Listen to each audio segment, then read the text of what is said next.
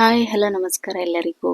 ಯಾರೆಲ್ಲ ನನ್ನ ಚಾನಲ್ನ ಫಸ್ಟ್ ಟೈಮ್ ನೋಡ್ತಾ ಇದ್ದೀರೋ ಪ್ಲೀಸ್ ಸಬ್ಸ್ಕ್ರೈಬ್ ಮಾಡ್ಕೊಳ್ಳಿ. ಹಾಗೆ ಯಾರೆಲ್ಲ ನನ್ನ ಚಾನಲ್ನ ಸಬ್ಸ್ಕ್ರೈಬ್ ಮಾಡ್ಕೊಳ್ದೇನೆ ನೋಡ್ತಾ ಇದ್ದೀರೋ ಪ್ಲೀಸ್ ಸಬ್ಸ್ಕ್ರೈಬ್ ಮಾಡಿಕೊಂಡು ಪಕ್ಕದಲ್ಲೇ ಕಾಣುವಂಥ ಬೆಲ್ ಐಕಾನನ್ನು ಪ್ರೆಸ್ ಮಾಡಿ ನಾನು ಹಾಕುವಂಥ ಹೊಸ ವಿಡಿಯೋಸ್ ನೋಟಿಫಿಕೇಷನ್ ನಿಮಗೆ ಬರುತ್ತೆ. ನಾನಿದು ಮೊನ್ನೆ ಒಂದಿಷ್ಟು ಪಾಟ್ನ ತೊಗೊಂಡು ಬಂದೆ ನರ್ಸರಿಯಿಂದ. ಫಸ್ಟ್ ಟೈಮ್ ನರ್ಸರಿಯಿಂದ ನಾನು ಪಾಟ್ನ ತರ್ತಾ ಇರೋದು ಹೂ ಗಿಡಗಳನ್ನ.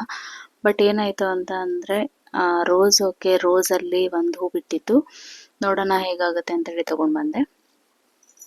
ಇವಾಗ ರೋಸ್ ಒಂದೆರಡು ಮೊಗ್ಗು ಬಿಟ್ಟಿದೆ, ಹಾಗೆ ಹೂ ಕೂಡ ಬಂದಿದೆ. ಬಟ್ ಸೇವಂತಿಗೆ ಏನಾಯಿತು ಅಂತಂದರೆ ಅಷ್ಟೊಂದು ಹೂ ಬಿಟ್ಟಾದಮೇಲೆ ಎಲ್ಲ ಒಣಗ್ದಾಗ ಆಗಿದೆ. ಬಟ್ ಬರುತ್ತೋ ಇಲ್ಲೋ ಅಂತ ಗೊತ್ತಿಲ್ಲ, ರೀಪಾಟ್ ಮಾಡಿ ನೋಡಬೇಕಷ್ಟೆ. ಹಾಗೆ ನಾನಿಲ್ಲಿ ದೋಸೆ ಮಾಡಿದ್ನಲ್ಲ, ದೋಸೆ ಉಳಿದಿರೋದನ್ನು ಈ ಥರ ಒಣಗಿಸಿಟ್ಕೋತೀವಿ. ಒಣಗಿದನ್ನು ಇಟ್ಕೊಂಡಾದ್ಮೇಲೆ ಒಣಗಿಸಿ ಆದಮೇಲೆ ಏನು ಮಾಡಬೇಕು ಅಂತ ಅಂದರೆ ಎಣ್ಣೆಲಿ ಕರಿಯೋಕ್ಕೆ ತುಂಬ ಚೆನ್ನಾಗಿರುತ್ತೆ. ಅಂದರೆ ಈ ಇನ್ಸ್ಟಂಟಾಗಿ ನಮಗೇನಾದರೂ ಹಪ್ಪಳ ಇಲ್ಲ, ಸಂಡಿಗೆ ಇಲ್ಲ ಅಂತ ಅಂದರೆ ಈ ಥರ ನೀರು ದೋಸೆ ಹಿಟ್ಟೇನಾದರೂ ಉಳಿದಿದ್ರೆ ಅದನ್ನು ದೋಸೆನ ಎರೆದು ನಾವು ಹಪ್ಪಳ ಮಾಡಿಕೊಂಡ್ರೆ ತುಂಬ ಚೆನ್ನಾಗಿ ಏನು ಬೇಕ್ರಿಯಲ್ಲೆಲ್ಲ ಸಿಗುತ್ತಲ್ಲ ಸ್ನ್ಯಾಕ್ಸ್, ಅದೇ ಥರ ಇರುತ್ತೆ. ಸೊ ಹಾಗಾಗಿ ನಾನು ಫಸ್ಟ್ ಟೈಮ್ ಟ್ರೈ ಮಾಡಿದೆ ಹೇಗೆ ಬರುತ್ತೆ ಅಂತ ಹೇಳಿ. ತುಂಬ ಚೆನ್ನಾಗಿ ಬಂದಿತ್ತು. ಸೊ ನೀವು ಕೂಡ ಟ್ರೈ ಮಾಡಿ. ನಮ್ಮ ಸಿಂಹ ಸತ್ತೋದ್ಮೇಲೆ ಇನ್ನೊಂದು ನಾಯಿ ತೊಗೊಂಬಂದ್ವಿ. ಆ ನಾಯಿನೂ ಕೂಡ ಸತ್ತೋಯ್ತು. ಸೊ ಹಾಗಾಗಿ ಇನ್ನೊಂದು ನಾಯಿನ ತೊಗೊಂಡ್ಬಂದಿದ್ದೀವಿ. ಬಟ್ ನಾಯಿಗಳಿಗೆ ಫೀಡ್ ಮಾಡಿ, ನಾಯಿಗಳಂತ ಹೇಳಲ್ಲ, ಯಾವುದೇ ಪ್ರಾಣಿಗೂ ಆಗಲಿ ಮನುಷ್ಯರಿಗಾಗಲಿ ಅಂದರೆ ಮಕ್ಕಳಿಗೆ ಫೀಡ್ ಮಾಡೋದು ತುಂಬಾ ಕಷ್ಟ. ಸೊ ಇದಕ್ಕೆ ಪೆಡಿಗ್ರಿ ಹಾಕಿದ್ರು ಬೇಡವಂತೆ, ಏನು ಬೇಡವಂತೆ, ಮೊಸರು ಹಾಕಿದರೆ ಮಾತ್ರ ತಿನ್ನುತ್ತೆ ಅಂತ ಹೇಳಿ ಸೊ ಸರ್ಕಸ್ ಹೊಡೆದು ಈ ಥರ ಎಲ್ಲ ಮೊಸರೆಲ್ಲ ಹಾಕಿದ ಮತ್ತೇ ತಿನ್ನೋದದು. ಸೊ ನನ್ನ ಮಗಳು ಶಾಲೆಗೆ ಹೊರಟು ನಿಂತಿದ್ದಾಳೆ. ಅವಳಿಗೆ ಅವಳ ಅಪ್ಪನ ಜೊತೆ ಹೋಗಬೇಕಿತ್ತು, ಯಾಕಂತಂದ್ರೆ ಅವಳಿಗೆ ಸ್ವಲ್ಪ ಹಾಸ್ಪಿಟ್ಲಿಗೆ ಕರ್ಕೊಂಡು ಹೋಗ್ಬೇಕಂತ ಹೇಳಿ ಅಪ್ಪನ ಜೊತೆ ಹೋಗ್ತಾ ಇದ್ಲು. ತುಂಬ ದಿನದ ಮೇಲೆ ಹೋಗ್ತಾ ಇದ್ದಾಳೆ ಅಪ್ಪನ ಜೊತೆ. ಭಾರಿ ಖುಷಿ ಆಗ್ತಾ ಇತ್ತು ಅವಳಿಗೆ. ಹಾಗೆ ಅಪ್ಪನೂ ಕೂಡ ಬಂದರು. ತುಂಬ ದಿನ ಆಗಿತ್ತು, ಅಂದರೆ 2 ವರ್ಷನೇ ಆಗಿತ್ತು ಅಪ್ಪ ಮನೆಗೆ ಬರ್ತಾನೆ. ಅವರಿಗೆ ಮೊನ್ನೆ ಆಪ್ರೇಷನ್ ಆಗಿತ್ತಲ್ಲ, ಸೊ ಹಾಗಾಗಿ ಇವಾಗ ಕ್ಯೂರ್ ಆಗಿದೆ. ಸೊ ಹಾಗಾಗಿ ಮಕ್ಕಳು ಅದು ಬೇಕು ಇದು ಬೇಕು, ಅಜ್ಜ ಬರ್ತಿದ್ದಾರೆ ಅಂದ ತಕ್ಷಣ ಏನು ಬೇಕು ಅಂತ ಕೇಳಿದ್ರೆ ಏನೇನು ಬೇಕು ಎಲ್ಲ ಲಿಸ್ಟ್ ಹೇಳಿದರು. ಸೊ ಹಾಗಾಗಿ ಅಪ್ಪ ಒಂದನ್ನು ಬಿಡ್ದೇನೆ ಏನೇನು ಹೇಳಿದ್ದಾರೆ ಇಬ್ಬರಿಗೂ ತಂದು ಕೊಟ್ಟಿದ್ದಾರೆ. ಮಗನಿಗೆ ನೋಡಿ ಶಾಕು, ಅಮ್ಮ ಅದನ್ನು ತಂದಿದ್ದಾರೆ, ಅಮ್ಮ ಇದನ್ನು ತಂದಿದ್ದಾರೆ ಅಂತ ಹೇಳಿ. ಮಗಳು ನನಗೆ ಇಷ್ಟೇ ಬೇಕು ಅಂತ ಹೇಳಿದ್ಲು. ಒಂದು 10 ಪೆನ್ ಬೇಕು, 10 ಪೆನ್ಸಿಲ್ ಬೇಕು, ಆ ನೋಟ್ಸ್ ಬೇಕು, ಈ ನೋಟ್ಸ್ ಬೇಕು ಅಂತ ಹೇಳಿ.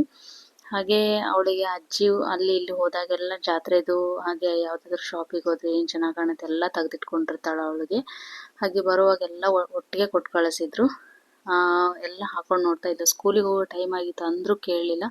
ಅಜ್ಜ ನನಗೆಲ್ಲ ತೋರಿಸು ಅಂತ ಹೇಳಿ ಎಲ್ಲ ಓಪನ್ ಮಾಡಿಸಿ ಎಲ್ಲ ನೋಡ್ತಿದ್ದಾಳೆ. ನನಗೆ ನನ್ನ ಮಗಳಾದಮೇಲೆ ಸ್ವಲ್ಪ ಹೊಟ್ಟೆ ಕಿಚ್ಚು ಅಂತಂದರೆ ಯಾವುದೇ ತಾಯಂದ್ರಿಗೂ ಆಗ್ಬೋದು. ನಾವು ಚಿಕ್ಕಂದಿರುವಾಗ ಎಷ್ಟು ಚಂದ ಅಪ್ಪ ಕೇರ್ ಮಾಡ್ತಾ ಇದ್ರು. ಮದುವೆ ಆದ್ಮೇಲೆ ಅಂದರೆ ನಮ್ಮನ್ನು ಅಷ್ಟೊಂದು ಕೇರ್ ಮಾಡೋದಿಲ್ಲಲ್ಲ ಯಾರು ಅಂತ ಹೇಳಿ ಸ್ವಲ್ಪ ಬೇಜಾರಾಗುತ್ತೆ.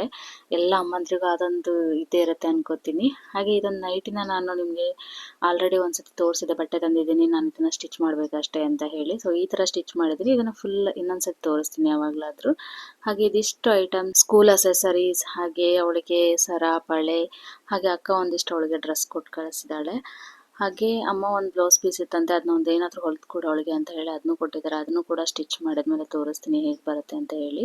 ಹಾಗೆ ನಾನು ಅವಳಿಗೆ ಒಂದು ನತ್ತು ಬೇಕಾಗಿತ್ತು. ನತ್ತು ಅಂದರೆ ಅವಳಿಗೆ ಆಲ್ರೆಡಿ ಒಂದಿತ್ತು, ಅದು ಕಟ್ಟಾಯಿತು ಮೊನ್ನೆ ಡ್ಯಾನ್ಸಿಗೆ ಹೋಗುವಾಗ ಅಂತ ಹೇಳಿ ಇನ್ನೊಂದು ನತ್ತು ತರಿಸ್ಕೊಂಡೆ. ತುಂಬ ಚೆನ್ನಾಗಿ ಕಾಣುತ್ತೆ ಅವಳಿಗೆ ನತ್ತು. ಸೊ ಹಾಗಾಗಿ ಹಾಗೆ ನಾನು ಆವಾಗಲೇ ತೋರಿಸಿದ್ನಲ್ಲ ದೋಸೆ, ಅದೇ ದೋಸೆನ ನಾನಿವತ್ತು ಅಪ್ಪ ಬಂದಿದ್ರಲ್ಲ, ಸೊ ಹಾಗಾಗಿ ಅವರಿಗೆ ಹಪ್ಪಳ ಹುರಿತಾ ಇದ್ದೀನಿ. ಹಪ್ಪಳ ಇರಲಿಲ್ಲ, ಇತ್ತು, ಬಟ್ ಇದೇಗಾಗುತ್ತೆ ಅಂತ ಹೇಳಿ ನೋಡೋಣ ಅಂತ ಹೇಳಿ ಸೊ ಅದನ್ನು ಹುರ್ಕೊಡ್ತಾ ಇದ್ದೀನಿ. ಯಾಕಂತಂದರೆ ಊರಿಂದ ತಂದಿರೋ ಹಪ್ಪಳನೇ ಇರೋದು. ಸೊ ಅದೇ ಬೇಡ ಅಂತ ಹೇಳಿ ಇದನ್ನು ಹುರ್ಕೊಡ್ತಾ ಇದ್ದೀನಿ ಅವರಿಗೆ. ಹಾಗೆ ನಾನಿಲ್ಲಿ ಇನ್ಸ್ಟಂಟಾಗಿ ಒಂದು ಪಾಯಸ ಮಾಡೋಣ ಅಂತ ಇಲ್ಲಿ ಹೆಚ್ಚಾಗಿ ಮಗನಿಗೆ ಇಷ್ಟ ಆಗುತ್ತೆ. ಸೊ ಹಾಗಾಗಿ ಅದೇ ಪಾಯಸನೇ ಮಾಡ್ತಾ ಇದ್ದೀನಿ. ಇದಕ್ಕೇನಿಲ್ಲ ಜಾಸ್ತಿ, ಸ್ವಲ್ಪ ನಾವು ಫಸ್ಟಿಗೆ ಬೆಲ್ಲನ ಕಾಯಿಸ್ಕೊಂಡು ಈ ಥರ ಸೋಸಿ ಇಟ್ಕೋಬೇಕು. ಹಾಗೆ ನಮಗೆ ಎಷ್ಟು ಕಾಯಿ ಬೇಕು ಅಂದರೆ ನಾನಿಲ್ಲಿ ಒಂದು ಗಡಿ ಕಾಯಿ ಆಗುವಷ್ಟು ಕಾಯಿನ ತುರಿದಿಟ್ಕೊಂಡಿದ್ದೀನಿ. ಹಾಗೆ 1-2 ಏಲಕ್ಕಿನೂ ಅದಕ್ಕೆ ಹಾಕೋತಾ ಇದ್ದೀನಿ. ಹಾಗೆ ನಾನಿಲ್ಲಿ ಒಂದು ಸೌಟ್, ಅಂದರೆ ನಾವು ಸಾಂಬಾರು ಬಡಿಸೋ ಸೌಟಲ್ಲಿ ಒಂದು ಸೌಟ್ನಷ್ಟು ಅಕ್ಕಿನ ತೊಗೊಂಡಿದ್ದೀನಿ. ಹಾಗೆ ಅದನ್ನು ಲೋ ಫ್ಲೇಮಲ್ಲಿ ಈ ಥರ ಹುರ್ಕೊಂಡ್ರೆ ಒಂಥರ ಫ್ಲೇವರ್ ಚೆನ್ನಾಗಿ ಬರುತ್ತೆ. ಹಾಗೆ ಅಕ್ಕಿ ಉಬ್ಬಿದಾಗುತ್ತೆ ಅಲ್ಲಿವರೆಗೂ ನಾವು ಹುರ್ಕೊಂಡ್ರೆ ಸಾಕು. ತುಂಬ ದೊಡ್ಡ ಫ್ಲೇಮಲ್ಲಿ ಹುರ್ಕೊಂಡ್ರೆ ಏನಾಗ್ಬಿಡುತ್ತೆ ಅಂದರೆ ಒಂಥರ ಸ್ಮೆಲ್ ಚೇಂಜ್ ಆಗಿಬಿಡುತ್ತೆ. ಸೊ ಹಾಗಾಗಿ ಲೋ ಫ್ಲೇಮಲ್ಲಿ ಹುರ್ಕೋಬೇಕು. ಹಾಗೆ ಅದನ್ನ ಹುರ್ಕೊಂಡಾದ್ಮೇಲೆ ಒಂದು ಗ್ಲಾಸ್ನಷ್ಟು ನೀರು ಹಾಕಿ ಅಕ್ಕಿನ ಒಂದು 5 ನಿಮಿಷದಷ್ಟು ನೆನೆಯಕ್ಕೆ ಬಿಡಬೇಕು. ಆಮೇಲೆ ಆ ಕಾಯಿ ಏಲಕ್ಕಿ ಏನು ಹಾಕಿರ್ತೇವಲ್ಲ, ಸೊ ಅದಕ್ಕೆ ಅದನ್ನು ಅಕ್ಕಿನ ಹಾಕಿ ಮಿಕ್ಸಿ ಮಾಡಿಕೊಂಡು, ಅಂದರೆ ಸಣ್ಣ ಮಿಕ್ಸಿ ಮಾಡ್ಕೋಬೇಕು. ಸ್ವಲ್ಪ ತರಿ ಬರುತ್ತೆ, ತೊಂದರೆ ಇಲ್ಲ. ಎಷ್ಟು ಆಗುತ್ತೋ ಅಷ್ಟು ರುಬ್ಕೊಂಡ್ರೆ ಚೆನ್ನಾಗಾಗುತ್ತೆ. ಹಾಗೆ ಅದನ್ನು ನಾವೇನು ಬೆಲ್ಲ ರವೆ ಮಾಡ್ಕೊಂಡಿದ್ವಲ್ಲ, ಸೊ ಅದಕ್ಕೆ ಆ್ಯಡ್ ಮಾಡಿ, ಹಾಗೆ ಗೋಡಂಬಿ ದ್ರಾಕ್ಷಿನ ತುಪ್ಪದಲ್ಲಿ ಹುರಿದು ಅದಕ್ಕೆ ಹಾಕ್ಕೊಂಡ್ರೆ ನಮಗೆ ಪಾಯಸ ರೆಡಿ ಆಗುತ್ತೆ. ಹಾಗೆ ನಾನಿಲ್ಲಿ ಇನ್ನೂ ಒಂದು ಈಸಿ ರೆಸಿಪಿ ಅಂದರೆ, ನಮ್ಮ ಊರ ಸೈಡಲ್ಲೆಲ್ಲ ಜೋಳದ ಮುದ್ದೆ ಮಾಡ್ತಾರೆ. ಸೊ ಹಾಗಾಗಿ ನನಗೂ ಕೂಡ ಅಪ್ಪನ ಜೊತೆ ತಿನ್ಬೇಕಂತ ಇದೆ, ಸೊ ಮಾಡ್ತಾಯಿದ್ದೆ. 1 ಸ್ಪೂನ್ನಷ್ಟು ಎಣ್ಣೆ, ಹಾಗೆ ಅದಕ್ಕೆ ಸಾಸಿವೆ, ಜೀರಿಗೆ, ಕರಿಬೇವು, ಹಸಿಮೆಣಸು, ಹಾಗೆ ಈರುಳ್ಳಿ ಮತ್ತು ರುಚಿಗೆ ತಕ್ಕಷ್ಟು ಉಪ್ಪನ್ನು ಮಾತ್ರ ಹಾಕ್ತಾಯಿದ್ದೀನಿ. ಟೊಮೊಟೊ ಇದ್ದರೆ ಟೊಮೊಟೊನೂ ಆ್ಯಡ್ ಮಾಡ್ಕೋಬೋದು. ಹಾಗೆ ಏನಾದರೂ ತರಕಾರಿ ಇದ್ದರೆ ಅದನ್ನೂ ಕೂಡ ಆ್ಯಡ್ ಮಾಡ್ಕೋಬೋದು. ಇದನ್ನು ಸ್ವಲ್ಪ ಹೊತ್ತು ನೀರನ್ನು ಕುದಿಯಕ್ಕೆ ಬಿಡಬೇಕು. ಅಂದರೆ ಅದರಲ್ಲಿರುವಂಥ ಮೆಣಸಿನ ಒಂದು ಸತ್ವ ಇರುತ್ತೆ, ಸೊ ಅದು ಬಿಟ್ಕೊಳ್ಳುತ್ತೆ. ಆಮೇಲೆ ನಾವು ಸ್ವಲ್ಪ ಹಿಟ್ಟನ್ನು ಹಾಕಿ ತಿರುಗಿಸ್ಕೊಂಡ್ರೆ ನಮಗೆ ಜೋಳದ ಮುದ್ದೆ ರೆಡಿ ಆಗುತ್ತೆ. ನನ್ನನ್ನು ಈ ದಕ್ಷಿಣ ಕನ್ನಡ ಸೈಡ್ ಕೊಟ್ಟಿರೋದ್ರಿಂದ ನನಗೊಬ್ಬಳಿಗೆ ಇದೆಲ್ಲ ರೆಸಿಪೀಸ್ನ ಮಾಡ್ಕೊಂಡು ತಿನ್ನೋಕೆ ಅಷ್ಟೊಂದು ಇಷ್ಟ ಆಗೋದಿಲ್ಲ. ಅಂದರೆ ತಿನ್ನಬೇಕು ಅಂತ ಅನಿಸ್ತಾ ಇರುತ್ತೆ, ಬಟ್ ಒಬ್ಬಳೇ ಮಾಡ್ಕೊಂಡು ತಿನ್ನೋಕ್ಕೆ ಖಂಡಿತವಾಗ್ಲೂ ಆಗೋದಿಲ್ಲ. ಸೊ ಹಾಗಾಗಿ ಯಾರಾದರೂ ಬಂದಿರುವಾಗ ಒಂದೊಂದು ಐಟಮ್ಸ್ ಆ ಸೈಡಿಂದನೇ ಮಾಡ್ಕೊಂಡು ತಿಂತಾ ಇರ್ತೀನಿ. ಹಾಗೆ ಹಪ್ಪಳನೂ ಕೂಡ ತುಂಬ ಚೆನ್ನಾಗಿತ್ತು, ತುಂಬ ಕ್ರಿಸ್ಪಿಯಾಗಿ ಬಂದಿತ್ತು.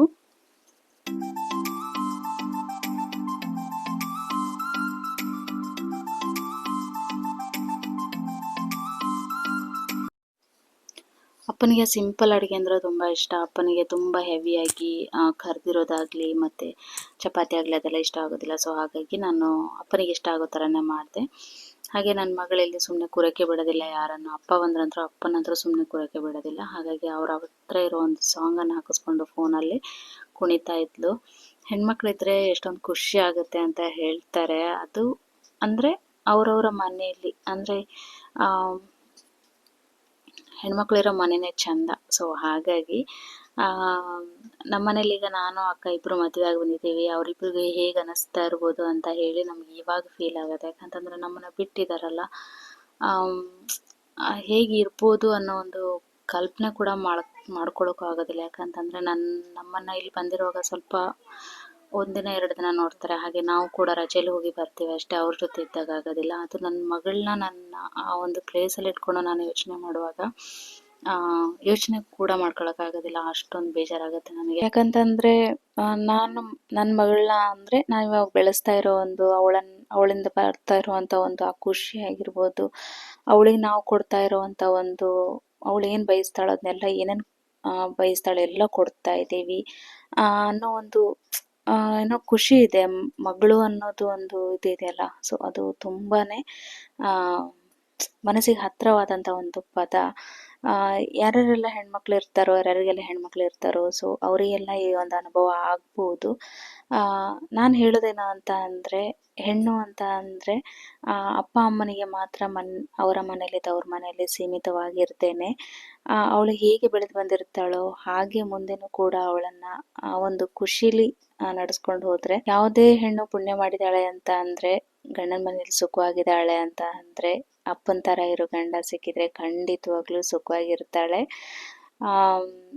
ಖಂಡಿತವಾಗ್ಲೂ ಹೇಳ್ತಾ ಇದ್ದೀನಿ. ಈ ಒಂದು ಏನು ಈ ಫೀಲಿಂಗ್ನ ಶೇರ್ ಮಾಡ್ಕೊಳ್ಳೋದಿಲ್ಲ ತುಂಬಾ ಕಷ್ಟ. ಸೊ ಸ್ವಲ್ಪ ಬೇಜಾರಾಗ್ತಾ ಇದೆ. ಅಪ್ಪ ಇಲ್ಲಿ ಒಂದು ಫಂಕ್ಷನ್ ಇತ್ತು ಅಂತ ಹೇಳಿ ಒಂದೇ ದಿನಕ್ಕೋಸ್ಕರ ಬರ್ತೀನಿ ಅಂತ ಹೇಳಿದ್ರು. ನನಗೆ ಬೇಡ 2 ದಿನ ನಿಲ್ಲು ಅಂತ ಹೇಳಿದೆ. ಹಾಗಾಗಿ 1 ದಿನ ಬಂದು ಹಾಗೆ ಮರುದಿನ ರಿಟರ್ನ್ ಊರಿಗೆ ಹೋದರು. ಯಾರೆಲ್ಲ ಇದೇ ಥರ ಅಪ್ಪ ಅಮ್ಮನ ಮಿಸ್ ಮಾಡ್ಕೊತಿರೋ, ಸೊ ಪ್ಲೀಸ್ ಕಮೆಂಟ್ ಸೆಕ್ಷನಲ್ಲಿ ಮಿಸ್ ಯು ಅಪ್ಪ ಅಮ್ಮ ಅಂತ ಹೇಳಿ ಮೆಸೇಜ್ ಮಾಡಿ. ಹಾಗೆ ನಾನು ಕೂಡ ಮಿಸ್ ಮಾಡ್ಕೊತೀನಿ, ತುಂಬ ಅಲ್ಲ. ಯಾಕಂತಂದರೆ ನಾನು ಅಪ್ಪನಷ್ಟೇ ಪ್ರೀತಿ ಮಾಡುವಂಥ ಹಸ್ಬೆಂಡ್ನ ನನಗೆ ದೇವ್ರು ಕೊಟ್ಟಿದ್ದಾನೆ. ಸೊ ಹಾಗಾಗಿ ನನಗೆ ತವ್ರ ಮನೆಯ ಒಂದು ತುಂಬ ನೆನಪಾಗುವಷ್ಟು ಏನು ಇದು ಆಗೋದಿಲ್ಲ ನನಗೆ. ಯಾಕಂತಂದರೆ ಅಷ್ಟೊಂದು ಕೇರ್ ಮಾಡ್ತಾರೆ, ಅಷ್ಟೊಂದು ಚೆನ್ನಾಗಿ ನೋಡ್ಕೊತಾರೆ. ಸೊ ನೋಡಿದ್ರಲ್ವ ಇವತ್ತಿನ ವಿಡಿಯೋ. ಯಾರಿಗೆಲ್ಲ ಇಷ್ಟ ಆಯಿತು, ಸೊ ಪ್ಲೀಸ್ ಲೈಕ್ ಮಾಡಿ, ಶೇರ್ ಮಾಡಿ, ಹೀಗೆ ನನ್ನ ಚಾನಲ್ಗೆ ಸಪೋರ್ಟ್ ಮಾಡ್ತಾ ಇರಿ. Thank you.